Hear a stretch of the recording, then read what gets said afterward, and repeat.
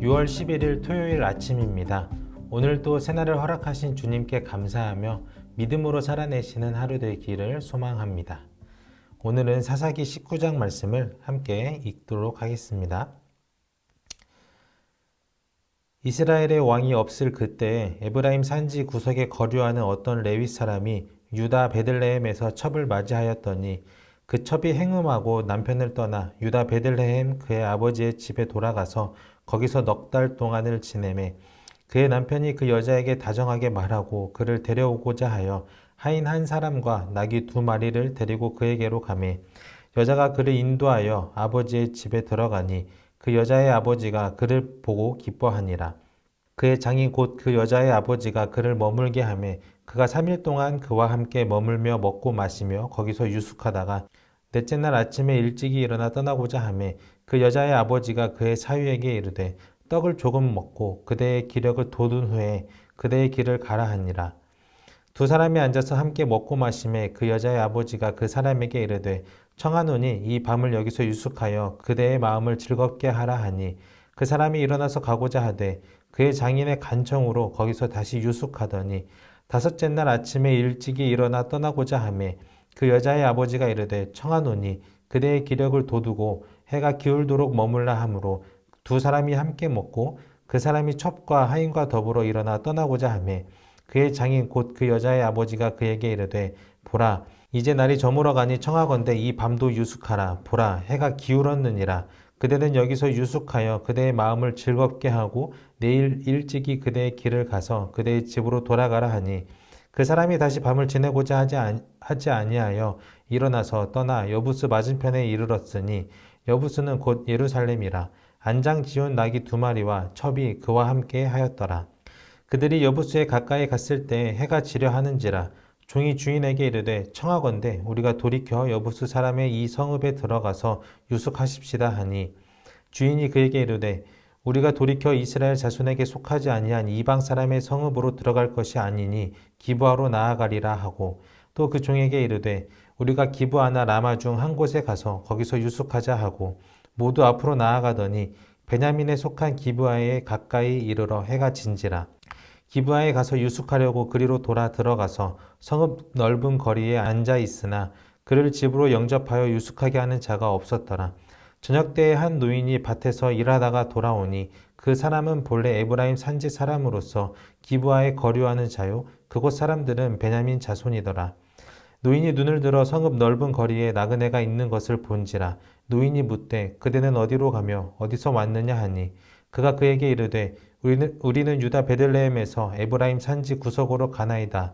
나는 그곳 사람으로서 유다 베들레헴에 갔다가 이제 여호와의 집으로 가는 중인데 나를 자기 집으로 영접하는 사람이 없나이다. 우리에게는 나귀들에게 먹일 집과 여물이 있고 나와 당신의 여종과 당신의 종인 우리들과 함께 한 청년에게 먹을 양식과 포도주가 있어 무엇이든지 부족함이 없나이다 하는지라. 그 노인이 이르되 그대는 안심하라. 그대의 쓸 것은 모두 내가 담당할 것이니 거리에서는 유숙하지 말라 하고 그를 데리고 자기 집에 들어가서 나귀에게 먹이니 그들이 발을 씻고 먹고 마시니라. 그들이 마음을 즐겁게 할 때 그 성읍의 불량배들이 그 집을 애워싸고 문을 두들기며 집주인 노인에게 말하여 이르되 내 집에 들어온 사람을 끌어내라. 우리가 그와 관계하리라 하니 집주인 그 사람이 그들에게로 나와서 이르되 아니라 내 형제들아 청하노니 이 같은 악행을 저지르지 말라. 이 사람이 내 집에 들어왔으니 이런 망령된 일을 행하지 말라. 보라 여기 내 처녀딸과 이 사람의 첩이 있은즉 내가 그들을 끌어내리니 너희가 그들을 욕보이든지 너희 눈에 좋은 대로 행하되 오직 이 사람에게는 이런 망령된 일을 행하지 말라 하나 무리가 듣지 아니하므로 그 사람이 자기 첩을 붙잡아 그들에게 밖으로 끌어내매 그들이 그 여자와 관계하였고 밤새도록 그 여자를 능욕하다가 새벽 미명에 놓은지라. 동틀 때에 여인이 자기의 주인이 있는 그 사람의 집 문에 이르러 엎드러져 밝기까지 거기 엎드러져 있더라. 그의 주인이 일찍이 일어나 집 문을 열고 떠나고자 하더니 그 여인이 집 문에 엎드러져 있고 그의 두 손이 문지방에 있는 것을 보고 그에게 이르되 일어나라 우리가 떠나가자 하나 아무 대답이 없는지라. 이에 그의 시체를 나귀에 싣고 행하여 자기 곳에 돌아가서 그 집에 이르러서는 칼을 가지고 자기 첩의 시체를 거두어 그 마디를 찍어 12덩이에 나누고 그것을 이스라엘 사방에 두루 보내매 그것을 보는 자가 다 이르되 이스라엘 자손이 애굽 땅에서 올라온 날부터 오늘까지 이런 일은 일어나지도 아니하였고 보지도 못하였도다. 이 일을 생각하고 상의한 후에 말하자 하니라. 아멘. 오늘 말씀의 제목은 욕심껏 살다 보니입니다. 30절 말씀이 요절 말씀입니다. 이스라엘 자손이 이집트에서 나온 날부터 오늘까지 이런 일은 일어난 적도 없고 또 본 일도 없다. 이 일을 깊이 생각하여 보고 의논한 다음에 의견을 말하기로 하자. 사사기 19장에서는 한 여인이 불량한 무리들에게 던져지고 윤간을 당하여 죽음에 이르게 되는 가슴 아픈 사건을 다루고 있습니다. 그 여인은 베들레헴 출신으로서 한 레위 남자가 첩으로 데려온 여인이었습니다. 그런데 2절 말씀을 세번역 성경으로 보면 그 여인이 어떠한 일로 화가 나게 됐고 친정집인 베들레헴으로 돌아가 버립니다. 넉 달이나 지난 후에야 그의 남편은 그 여자를 달래기 위해 베들레헴으로 떠나죠. 여인의 집에 간 레위 남자는 3일만 머물고 여인을 달래서 집으로 돌아오려고 했지만 여인의 아버지가 계속 그를 붙들었고 5일째 되는 날에도 일찍 출발하려 했지만 또 아버지의 권유에 붙잡혀 낮 시간이 다 지난 후 늦게나마 짐을 싸서 떠나게 됐습니다. 그렇게 여인을 데리고 떠났지만 금방 해질 때가 되었고 그의 종이 여부스 곧 예루살렘이 가까우니 거기서 하룻밤을 묵자고 제안합니다. 그러나 레위인은 이스라엘 자손이 이방 사람의 성읍으로 들어갈 수 없다라고 딱 잘라 말하고는 해질 때가 되어서 베냐민 지파의 땅이었던 기브아라는 성읍으로 들어가죠. 그러나 그의 생각과는 다르게 그들을 환대하는 사람들은 없었고 뒤늦게나마 일을 마치고 돌아오는 한 노인이 그들을 집으로 초대해 줍니다. 여기서 큰 문제가 발생하기 시작하는데요. 기브아 성읍의 불량한 사내들이 그 노인의 집으로 몰려와서 레위 남자와 관계를 하려는 악한 일을 저지르고자 합니다.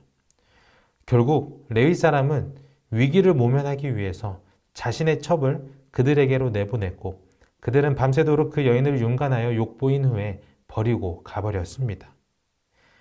그 여인은 힘들고 상한 몸을 간신히 이끌어 노인의 집까지 돌아왔지만 결국 문을 열지 못하고 문지방을 붙잡은 채 쓰러져 죽음을 맞이하게 됩니다. 이후 레위 남자는 집으로 돌아가 이 여인의 시체를 12토막을 내어서 이스라엘 온 지역으로 보내게 되는데요. 이 행위로 인해서 20장에서는 이스라엘의 온 지파가 벌이는 피해 전투가 벌어지게 되고 한 지파가 사라지게 될 지경에 놓이게 됩니다. 오늘 본문을 읽다 보면 굉장히 답답한 부분들이 많습니다. 여인은 무슨 이유로 화가 나서 친정으로 갔을까? 그리고 남편은 여인을 달래서 곧바로 올라오지 못하고 이틀을 지체했으며 돌아오는 날에도 늦게 떠남으로써 왜 기브아로 향하게 했을까? 결국 이 남편의 우유부단한 행동이 사건 발생의 원인이 되기도 하죠. 또한 왜 이방인들의 환대는 신뢰할 수가 없어서 이스라엘 사람들이 거주하는 성읍으로만 가고자 했는지, 기브아 성읍 주민들은 나그네를 환대하라는 하나님의 명령을 기억하지 못하고 그들을 외면했는지, 무엇보다 기브아 성읍의 불량한 사내들의 행동에 정의를 앞세워 맞서기보다 여인들을 내보내며 그 뒤에 숨어버리는 모습을 보이기도 하였죠. 결국 사소해 보이기도 하지만 이런 작은 부분들에서 자신만을 위한 욕심을 내다보니 일어나서는 안 될 비극이 일어나 버렸습니다. 저마다 욕심껏 살던 이스라엘 백성들의 삶은 곰팡이같이 되어버렸고 그것이 퍼져나가 이스라엘 민족 전체를 덮어버리게 되었습니다. 결국 온갖 냄새나는 민족이 되어버렸죠. 선을 베풀고 환대하고 사랑하기를 뒤로 한 채 욕망을 채우기에 급급했고 어려움 앞에 전전긍긍하며 자신의 책임을 회피하기에 바빴고 무엇보다 오늘 본문에서는 문제 앞에서 여호와 하나님을 단 한 번도 찾지 않는 신앙의 무지함을 보여줌으로써 그 당시에 개인의 욕심이 얼마나 우선시 되었는지를 알게 됩니다. 결국 여호와 하나님의 제사장 나라로서의 거룩성이 밑바닥까지 떨어져 버린 이스라엘 민족의 참혹한 현실을 마주하게 됩니다. 그러나 다행히 한 가지 희망을 본문에서 찾게 되는데요. 오늘 유절 말씀 30절 말씀입니다. 일어난 사건에 대하여 이스라엘 자손들이 깊이 생각하여 보고 의논해보자 라는 말을 합니다. 즉, 이 일을 우리 마음에 두어서 관심을 갖자. 이 문제를 해결하기 위해 늦게나마 우리가 한 마음으로 모이자 라고 했다는 겁니다. 본문에 나오는 이스라엘의 모습을 잘 드러내주는 시가 있습니다. 아침 큐티에 나와 있는 오지훈의 시 내가 많은 나무입니다. 간단히 읽어드리면 내 속엔 내가 너무도 많아 구린내, 쉰내, 암내, 정말 역겹네. 바람만 불면 내 속에 온갖 더러운 내가 퍼져나가네. 내 속엔 정말 내가 많아서 당신은 감히 생각조차 못하지만 그래도 당신이 날 사랑하신다니 그저 감사하네. 우리 사회도 본문의 상황과 비슷하지 않나 생각됩니다. 저마다 욕심껏 살아가다 보니 이 사회가 하나 되지 못하고 점점 분열되어져 가고 있죠. 그렇게 저마다 열심을 내며 살다 보니 정작 자신의 몸에서 나는 냄새를 맡지 못하고 이리저리 누비고 다니며 피해를 주기도 하고요. 그렇다면 신뢰가 무너지고 점점 분열되어져 가는 이 사회 속에 필요한 것은 무엇일까요? 바로 문제를 두고 깊이 생각하기로 결정한 이스라엘처럼 깊이 생각할 시간이 필요합니다. 주변을 돌아보지 못하고 욕심껏 살아가는 삶에서 잠시 멈추어 주위를 돌아보기도 하고 주님께 의지하기도 하고 그렇게 자신과 세상을 돌아보고 관심을 가질 그러한 시간이 필요하죠. 그럴 때에야 이 사회 안에 대화와 소통의 자리가 만들어질 테고 분열보다는 통합의 길로 나아갈 수 있을 거라 믿습니다. 오늘 하루만큼은 이런 소망과 같이 욕심내어도 될 것을 품고 기도할 줄 아는 아침 가족 여러분들이 되시기를 간절히 소망하겠습니다. 기도하겠습니다. 사랑의 주님, 우리의 몸이 욕심으로 가득하여 자신만 모르는 온갖 냄새를 풍기며 살아가지는 않는지요. 그런 우리들이 모인 세상이라면 하나된 하나님 나라의 공동체를 이루기는 쉽지 않을 것 같습니다. 간절히 바라기는 저마다 욕심껏 살기보다는 저마다 주님의 나라를 구하며 살기를 애쓰는 우리들의 삶이 되도록 인도해 주십시오.